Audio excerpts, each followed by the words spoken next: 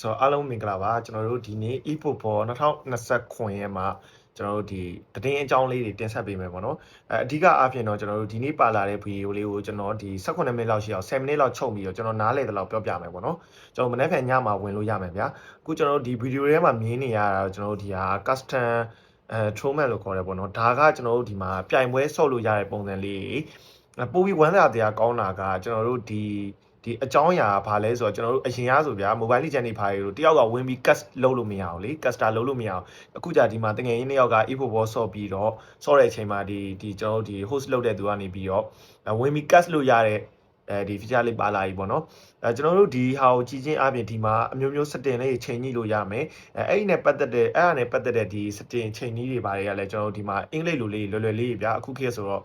ဘာပြောမသိတဲ့သူတွေလည်းကျွန်တော်တို့ဒီမှာကင်မရာပြောင်းပြီးတော့ဒီကြည့်တာလေးတွေတချို့ဟာတွေဒီမှာပြီးကြမှာအသေးစိတ်ပြန်ကြည့်လို့ရတဲ့ပုံစံလေးတွေတော့ကျွန်တော်တို့ဒီမှာပါဝင်လာပြီပေါ့နော်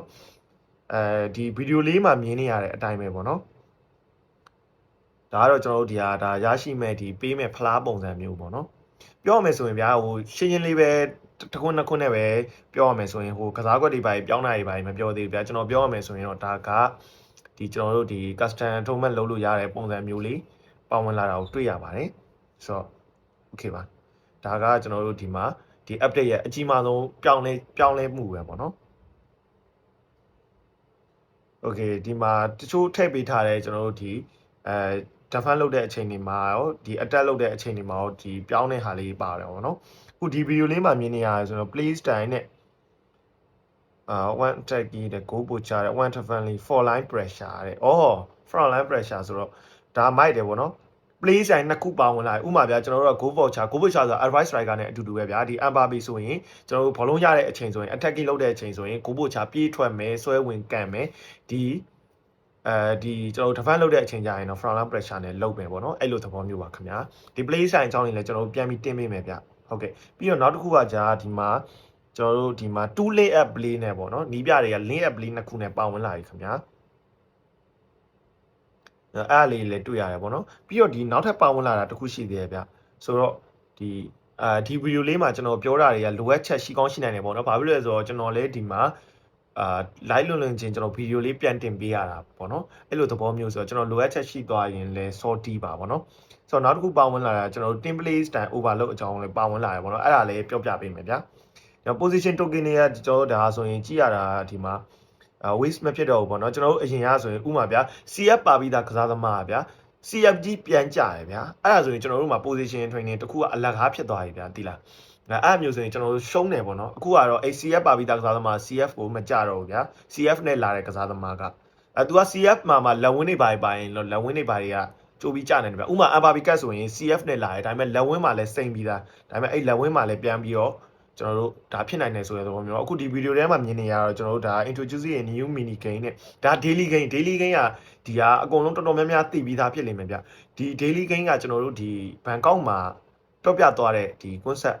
လို့ခေါ် festival ပေါ့နော် festival မှာတော့ကျွန်တော်တို့ဒါပြထားတယ်ဆိုတော့တချို့သတင်းတွေမှာလည်းအများစုကမြင်ပြီးသားဖြစ်လိမ့်မယ်အရင်လို penalty ကန်ရတာမျိုးမဟုတ်ဘူးတော့ဗောနော်ကိုယ်ကောက်ပြီးတော့ကန်ရတဲ့ပုံစံမျိုးပါခင်ဗျာနောက်တစ်ခုကတော့ game play ဘိုင်းပေါ့နော် game play ဘိုင်းကတော့ကျွန်တော်အများကြီးမပြောချင်ဘူးကျွန်တော်ဗီဒီယိုလေးနဲ့ပဲဒီမှာပြပေးထားမယ်ဗျာကျွန်တော်ဒီထဲကနေ PC ကျွန်တော်နဲ့ဒီနည်းနည်းအလန့်ဝေးတဲ့ PC တွေကိုခဏဖြတ်ထုတ်ထားရပေါ့နော်ဗီဒီယိုအရန်ရှည်နေလို့dynamic poly ပေါ့နော်ဒါလေးပေါ်မှာ body ကန်ရတော့မှာ brother တို့ဒါ Winnie ကတ်ထုတ်ထားတာလက်ကားမဟုတ်ဘူး Winnie လိုကောင်လေးထက်ရောင်းတော့မယ်တင်တယ်ဒါ body ကန်ချက်တွေပေါ့နော်ဒါဒီကျွန်တော်တို့ဒါဗီဒီယိုလေးနဲ့ပဲကျွန်တော်တို့ဒီမှာအသေးစိတ်ကြည့်လိုက်ပါနော်ဆိုတော့ new motion ပေါ့နော်ဒါခဏကိုအရင်ရွယ်လေးနဲ့ကျွန်တော်တို့ဒါ motion လုပ်တဲ့ဟာလေးပေါ့နော် motion ဆိုတာဘယ်လိုပါတာပြန်ပေးရမလဲအခုပြောင်းပုံစံလေးပေါ့နော်ထွက်တဲ့ပုံစံလေးနည်းနည်းလေးတော့ဒီပြောင်းလဲထားရပေါ့နော်ဒါက game play ဘိုင်းကိုသူတို့ update လုပ်ထားတဲ့ပုံစံဒါကじゃ new kiki motion kiki ဆိုတာဂိုးတွေကိုကန်သွင်းတာမှာပြောတာမဟုတ်ကျွန်တော်တို့ဖြတ်တင်ဘောတွေကန်တာကိုပြောတာဖြတ်တင်ဘောတွေပဲဖြစ်ဖြစ်ဒီ down ဖြတ်ဘောတွေကန်ပေးရပဲဖြစ်ဖြစ်ပုံစံလေးတွေကဒီကျွန်တော်တို့ဒီဗီဒီယိုတွေကအတိုင်းလေးဖြစ်သွားပါတယ်ဆိုတော့ပြောပြပေးတာပါဆိုတော့ဒါသူကတော့ဒီပြင်စရာရှိရလေးရပြင်မယ်ပေါ့နော်မနေ့ပြန်ကညနေဝင်လို့ရမယ်ထင်ပါတယ်2 နာရီလောက်လို့ပြောထားရမယ်အနည်းငယ်နောက်ကျမလားမသိဘူးโอเคနောက်တစ်ခုကကြာကျွန်တော်တို့ဒီမှာ campaign ဆိုတော့ပထမဆုံးကျွန်တော်တို့ကျွန်တော်လာနေကြအတိုင်းပဲ free ပေးမဲ့ကောင်တွေကတော့ရှိပြီးသားဗာလေးပေးမယ်ဆိုတော့တစ်ချက်ကြည့်ကြတာပေါ့ဟုတ်လား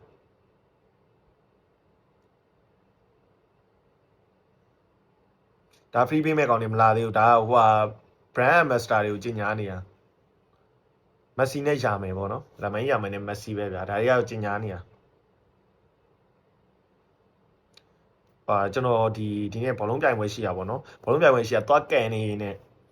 ဟိုတနေ့ကုန်ပြိုင်ပွဲဆိုတော့အခုဒီတငယ်ချင်းအိမ်ရပဲတင်ဆက်လိုက်တာပေါ့နော်ဒါနည်းနည်းလေးအတန်ပိုင်းဆိုင်ရာလဲအားနေမယ်ပြီးတော့ကင်မရာလေးမပါလာဘူးဖုန်းနဲ့ပဲရိုက်ပြီးဖုန်းနဲ့ပဲကြည့်ပြီးပြောနေရတာဖြစ်တဲ့အတွက်ကျွန်တော်တို့ဒါဘာစီလိုနာတို့မန်ချက်စတာယူနိုက်တက်တို့ဒါအရင်နှစ်ကကျွန်တော်တို့ဒါပါတနာကလပ်တွေပေါ့နော်အာဆင်နယ်တို့ပေါ့ဒါအကုန်လုံးတော်တော်များများတည်ပြီးသားဖြစ်မှာပါဒါပေမဲ့အတူတူပဲပြိုင်ကြည့်ကြအောင်ဒါတွေကတော့ကျွန်တော်မကြော်တော့ဘူးခင်ဗျာမက်ထရစ်ကိုသွင်းတဲ့အလုံးလေးဟုတ်လားရွှေထမင်းလေးဒါကတော့အင်တာပါနောက်ထပ် AC ပါကောင်းတယ်နော်အဲ့ကိုသမားဂိမ်းထဲမှာလည်းကောင်းတယ်ဘယ်လင်ဟန်ရဲ့ညီဒါကဖေဗီယိုဆေးပါโอเคလားကလာဒါဆေးရဘယ်ကောင်းနေနဲ့ပြအောင်လဲကလာဒါဆေးရစာနီးနဲ့ပြပါတယ်ခင်ဗျာစာနီးနဲ့ဖီနာဘာဂျီကဟာလူတစ်တော်ခေါ်ထားရနော်အကီရောဟိုမှာ Greenwood ရောရောက်နေပြီတိလားဒါပါတော့ဘီစစ်တက်လားဘီစစ်တက် Francis Ball ကတော့ဆာလာနဲ့ပဲပေါ့ကျွန်တော်ထင်မိသားဘာလို့လဲဆိုတော့ Francis Ball ကဆာလာကိုခေါ်ထားဆိုဆာလာနဲ့ပဲပြမှာဒါကျွန်တော်ပါတနာကလပ်တွေကိုကျင်ညာနေတာဖြစ်ပါတယ်ခင်ဗျာညီကိုတို့ရေဒါကဘရာဇီးကလပ်ပေါ့နော်ဖလာမင်ဂိုဒါကပါမီယက်ဒီကောင်ကပါရီယာနဲ့ပြတယ်ပေါ့နော်ဒါကသူတို့လာမယ်လို့ပြောအောင်မဟုတ်ဒါသူတို့ကျင်ညာပေါ့နော်ဒီဘာညာဘက်ရှူတဲ့ဘိုင်းပြတာပေါ့နော်လူကတ်မော်ရာနံပါတ်9ကတော့ကျွန်တော်နာမည်မေ့နေနည်းနည်းဝေးတယ်မော်ရာကတော့ပရီးမီးယားလိမှာဆော့သွားတော့တည်ရဗျာโอเคဆန်တို့ကတော့နေမှာပဲပေါ့ထင်တဲ့အတိုင်းပါပဲနေမှာပါပဲနေမှာပရီးမီးယား brand ambassador တွေပါတိတ်မလာတော့ဘူးเนาะအခုယာမယ်နဲ့မက်ဆီပဲလာရသည်လားโอเคအင်တာမီလန်ဒါကျွန်တော်တို့ရဲ့ပါတနာကလပ်တွေပေါ့နော်ပြီးတော့သူတို့ဒီထဲမှာဖလားရသွားတဲ့ဒီပါတနာကလပ်တွေတဲ့ဘာစီလိုနာရဲ့အင်တာမီလန်ရဲ့အာဆင်နယ်ရဲ့ကိုလည်းဒီဂုံပြူထားတယ်ဂုံပြူတယ်ဆို congratulation လုပ်ထားသေးတယ်ပေါ့နော်ဒါအရန်ရှင်တွေတော့ဖြတ်လိုက်တယ်ဒါအားလုံးသိပြီးသားပြီးခဲ့တဲ့ရာသီဟာဆိုချန်ပီယံတွေပေါ့ဒီကနေကျွန်တော်ထပ်ပြီးဂုံပြူလိုက်ပါတယ်ချန်ပီယံပြည်သက်တွေရောချန်ပီယံအသင်းတွေရောโอเคမက်ဆီနဲ့ယာမယ်ကိုအဲ့လောက်ပြရနေတိလိုက်ပါတော့ဒီကောင်တွေပက်တွေရောင်းတော့မှာဒီကောင်တွေရဲ့မှာ brand ambassador ပက်တွေရောင်းတော့မှာပေါ့နော်ဒါက eFootball ရဲ့မှာ logo အသစ်ပါ icon အသစ်ကျွန်တော်တို့ဒီ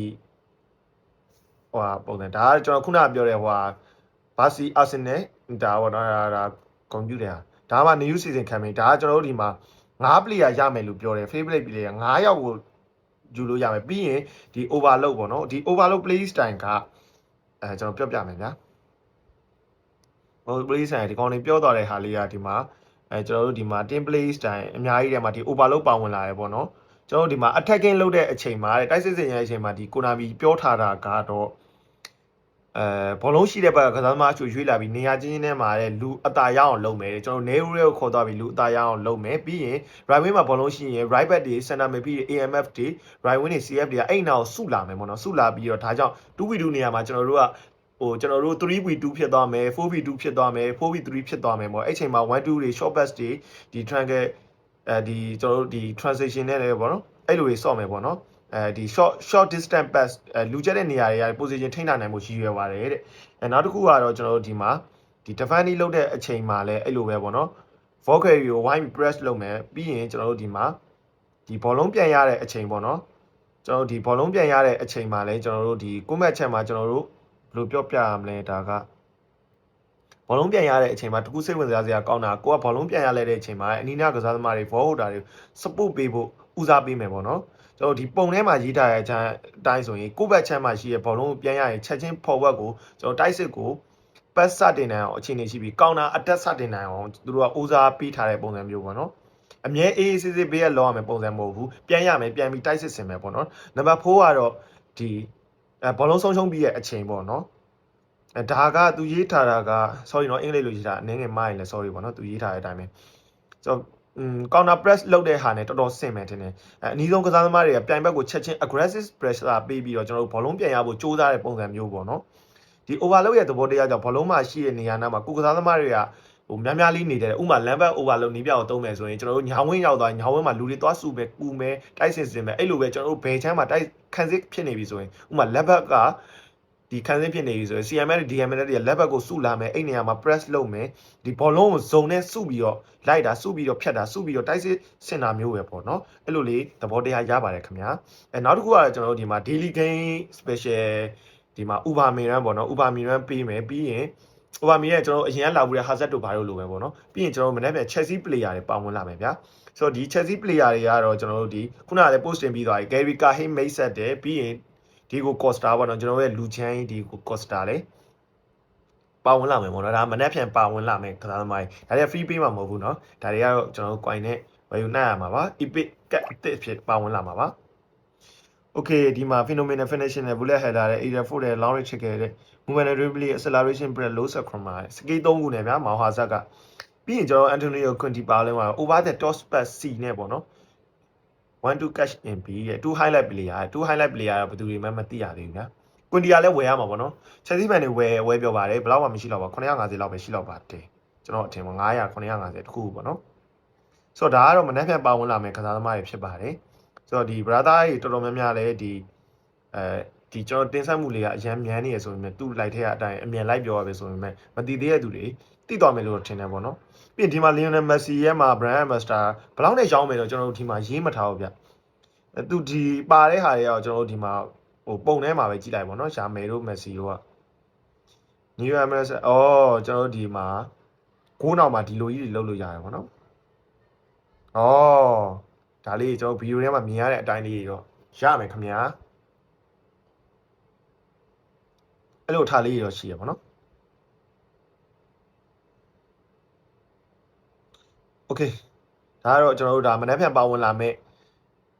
ဟိုဟာလေးပဲဖြစ်ပါတယ်ဗျာသတင်းလေးပဲဖြစ်ပါတယ်အားလုံးကျေးဇူးတင်ပါတယ်ဗျာကျွန်တော်ရောက်တဲ့နေရာနေရောက်သလိုအဆင်ပြေသလိုတင်ဆက်ပေးလိုက်ပါတယ်ဒါကတော့ကျွန်တော်အရင်တစ်ခါလုပ်သလိုပဲ gig ကိုလုပ်သလိုပဲနိုင်လေ3 star ပဲပေါက်မှာတစ်ခုပဲခြံတီးရမှာဆိုတော့ကျွန်တော်အများကြီးမပြောတော့ဘူးကျွန်တော်နောက်ဗီဒီယိုမှာပြန်တွေ့ရမယ်ခင်ဗျာ